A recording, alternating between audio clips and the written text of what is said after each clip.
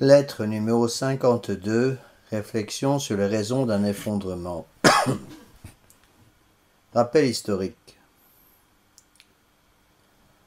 En l'an de grâce 476, l'Empire romain s'effondre sous les coups de boutoir des peuples barbares, ceux du nord, les Germains, les Slaves et les Mongols, et ceux du sud, les Arabes et les Turcs. Devenu démesurément grand, l'Empire romain n'avait plus de soldats en nombre suffisant pour garder ses frontières. Si l'on cherche à creuser un peu, on se rend compte que la cause de ce manque de soldats à l'époque doit être recherchée dans l'effritement de la famille et la dénatalité provoquée par l'avortement et l'infanticide. Le matérialisme, l'esprit de jouissance, le pacifisme et la corruption des idées sous l'influence de ces peuples barbares étaient venus à bout de cet empire autrefois si glorieux. La fondation de Rome ne remonte-t-elle pas au 21 avril 753 avant Jésus-Christ? La Rome païenne n'était-elle pas grande par ses vertus naturelles, la discipline, la fidélité, la valeur militaire, la capacité de gouverner, le sens du droit et du devoir? Mais Dieu sait écrire droit avec des lignes courbes. Par l'effondrement de l'Empire romain, nous voyons aussi le passage de la Rome païenne à la Rome chrétienne, les qualités naturelles d'un peuple se perfectionnant par l'intervention du surnaturel. Les vertus héroïques que la morale catholique exige pour notre salut semblaient faites à dessein pour se greffer sur les qualités des Romains, en leur conférant un élan vers Dieu jusque-là inconnu. Sous l'action de la grâce, par la prédication et l'exemple de géants de sainteté, le centurion et le concile romain deviennent le prêtre, l'évêque, le saint. Ce sera alors une envolée impressionnante de conversion, après de nombreux miracles, beaucoup de martyrs et une patience d'archange pour tous ces confesseurs de la foi.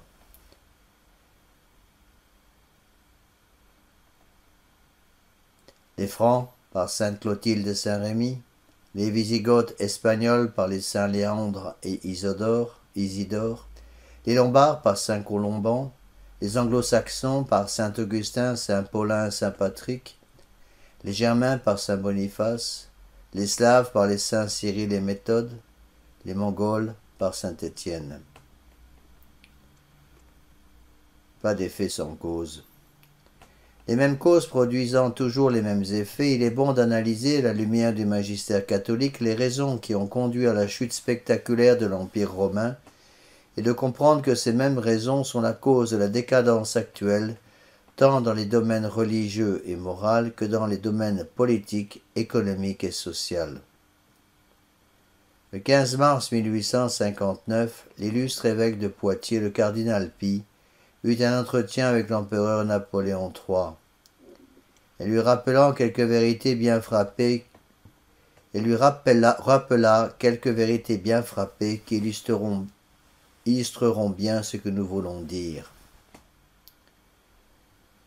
Ni la Restauration, ni vous n'avez fait pour Dieu ce qu'il fallait faire, parce que ni l'un ni l'autre vous n'avez relevé son trône, parce que ni l'un ni l'autre vous n'avez renié les principes de la Révolution, dont vous combattez cependant les conséquences pratiques. Parce que l'évangile social dont s'inspire l'État est encore la déclaration des droits de l'homme, laquelle n'est autre chose, sire, que la négation formelle des droits de Dieu. Quand de grands politiques comme vous m'objectent que le moment n'est pas venu d'établir le règne du Christ en France, je n'ai qu'à m'incliner parce que je ne suis pas un grand politique. Mais je suis évêque et comme évêque je leur réponds. Le moment n'est pas venu pour Jésus-Christ de régner, eh bien alors, le moment n'est pas venu pour les gouvernements de durer. Le grand pape Saint Pie X, dans sa première encyclique Supremi Apostolatus du 4 octobre 1903, rappelle les mêmes vérités que certains de nos politiciens semblent avoir oubliées, ferait bien de méditer. Il en est, et en grand nombre, nous ne l'ignorons pas, qui, poussés par l'amour de la paix, c'est-à-dire de la tranquillité de l'ordre, s'associent et se groupent pour former ce qu'ils appellent le parti de l'ordre. Hélas, vaines espérances, peine perdue. De parti d'ordre capable de rétablir la tranquillité au milieu de la perturbation des choses, il n'y en a qu'un, le parti de Dieu. C'est donc celui-là qu'il nous faut promouvoir. C'est à lui qu'il nous faut amener le plus d'adhérents possible, pour peu que nous ayons à cœur la sécurité publique. Toutefois, ce retour des nations au respect de la majesté de la souveraineté divine, quelque effort que nous fassions d'ailleurs pour la réaliser, n'adviendra que par Jésus-Christ. L'apôtre en effet nous avertit que personne ne peut poser d'autre fondement que celui qui a été posé et qui est le Christ Jésus. D'où il suit que tout restaurer dans le Christ et ramener les hommes à l'obéissance divine sont une seule et même chose. Et c'est pourquoi le but vers lequel doivent converger tous nos efforts, c'est de ramener le genre humain à l'empire du Christ. Cela fait, l'homme se trouvera par là même ramené à Dieu. Considération pour notre époque. Reprenons les principales causes de la chute de l'Empire romain, puis voyons comment ces considérations peuvent nous faire réfléchir dans la situation actuelle. L'effritement de la famille, le mépris de la femme, l'esprit de jouissance, la dégradation des mœurs, l'infanticide et l'avortement généralisé ouvrent la porte à toutes les formes d'immoralité. La baisse de la natalité et l'exode rural dépeuplent les pays. Cela s'expliquerait également par l'individualisme, le scepticisme et l'égoïsme du « chacun pour soi après moi le déluge », le pacifisme, l'abandon de toute idée d'amour de l'État, de la cité, de religion. La multiplicité des esclaves pousse à la paresse car d'autres font le travail. Il n'y aura plus assez d'enfants pour faire des soldats envoyés sur les frontières. La réponse à toutes ces horreurs se trouve en notre Seigneur Jésus-Christ dans la pratique de la religion catholique. Quand l'humanité se paganise, elle se barbarise. Mais quand elle se catholicise, elle s'humanise. Méditons la harangue du chevalier de Charette à ses hommes pendant la guerre de Vendée. Notre patrie à nous, ce sont nos villages, nos hôtels, nos tombeaux, tout ce que nos pères ont semé devant nous. Notre patrie, c'est notre foi, notre terre, notre roi. Une patrie à eux, qu'est-ce que c'est? Vous le comprenez, vous? Il veut détruire les coutumes, l'ordre, la tradition. Et qu'est-ce que c'est que cette partie narguante de son passé, sans fidélité, sans amour? Cette patrie d'irreligion, beau discours, n'est-ce pas? Pour eux, la patrie semble n'être qu'une idée, pour nous, elle est une terre. Ils l'ont dans le cerveau, nous l'avons sous nos pieds, c'est plus solide. Il est vieux comme le diable, leur monde qu'ils disent nouveau et qu'ils veulent fonder dans l'absence de Dieu, vieux comme le diable. On nous dit que nous sommes les suppôts des vieilles superstitions. Il faut rire. Mais en face de ces démons, qui renaissent de siècle en siècle, nous sommes une jeunesse, messieurs. Nous sommes la jeunesse de Dieu, la jeunesse de fidélité. Et cette jeunesse veut préserver pour elle et pour ses fils la croyance humaine, la liberté de l'homme intérieur.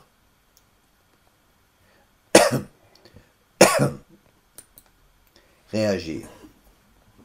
Si tu veux la paix, prépare la guerre, dit le dicton. À force de vivre dans une poubelle, on finit par sentir mauvais, précise une autre.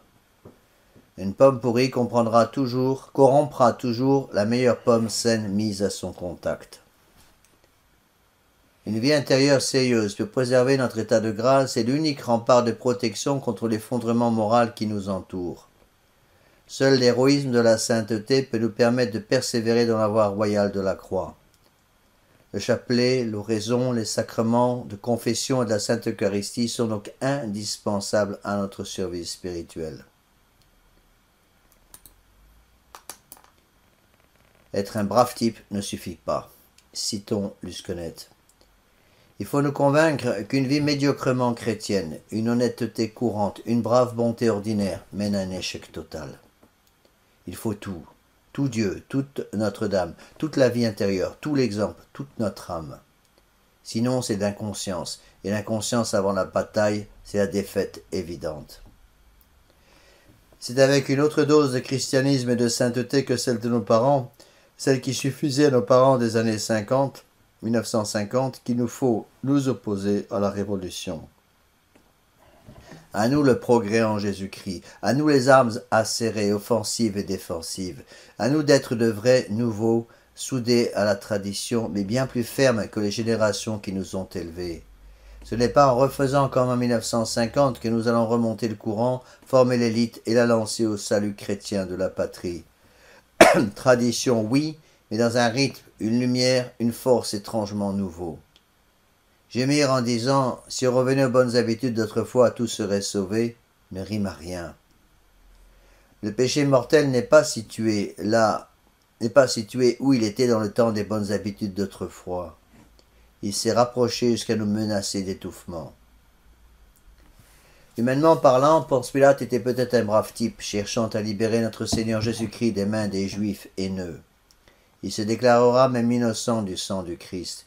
Mais dans la pratique, par libéralisme, il mettra sur un pied d'égalité le Fils de Dieu qu'il sait innocent et Barabbas qu'il sait coupable, donnant les mêmes droits aux vrais et aux faux. Par principe démocratique, il suivra la loi du nombre et l'opinion publique en délivrant le Messie aux Juifs et en libérant Barabbas. Ce brave type est donc aussi responsable de la mort du Sauveur. Conclusion. Voyons de nouveau saint Pédis dans son encyclique déjà citée. L'homme, avec une témérité sans nom, a usurpé la place du Créateur en s'élevant au-dessus de tout ce qui porte le nom de Dieu.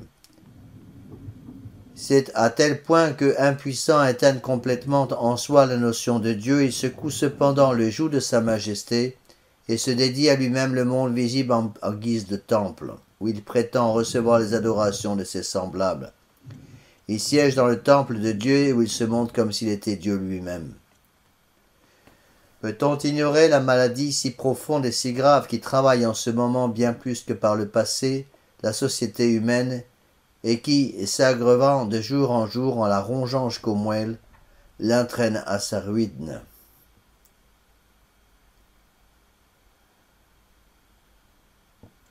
Cette maladie, vous la connaissez. C'est à l'égard de Dieu l'abandon et l'apostasie. Et rien sans nul doute qui mène plus sûrement à la ruine, selon cette parole du prophète, voici que ceux qui s'éloignent de vous périront. On objectera qu'il faut respecter les droits de l'homme et suivre sa conscience. Le cardinal Pie répondait déjà en son temps. Qu'on parle tant qu'on voudra les droits de l'homme, il y en a deux qu'il ne faudrait point oublier. L'homme apporte en naissant le droit à la mort et le droit à l'enfer. Mais nous sommes faibles. De nos jours, plus que jamais, la force principale des mauvais, c'est la lâcheté et la faiblesse des bons, et tout le nerf de Satan réside dans la mollesse des chrétiens. Saint Pédis, 13 décembre 1908, pour la béatification de Sainte Jeanne d'Arc. Saint Pédis dira le 21 avril 1909 « À l'heure où sévit contre la religion une guerre si cruelle, il n'est pas permis de croupir dans une honteuse apathie, de rester neutre, de ruiner les droits divins et humains par des louches compromissions. Il faut que chacun grave en son âme cette parole si nette et si expressive du Christ, qui n'est pas avec moi et contre moi. Que notre Mère du ciel nous a promis qu'à la fin son cœur immaculé triompherait. Son Fils nous a prédit que les forces du mal ne prévaudraient point contre son Église, mais il nous a dit aussi que seul un petit troupeau resterait fidèle. À nous de répondre finalement à la grâce qui ne refuse jamais à celui qui la lui demande humblement. Tout dévoué à notre Seigneur Jésus-Christ et sa très sainte Mère.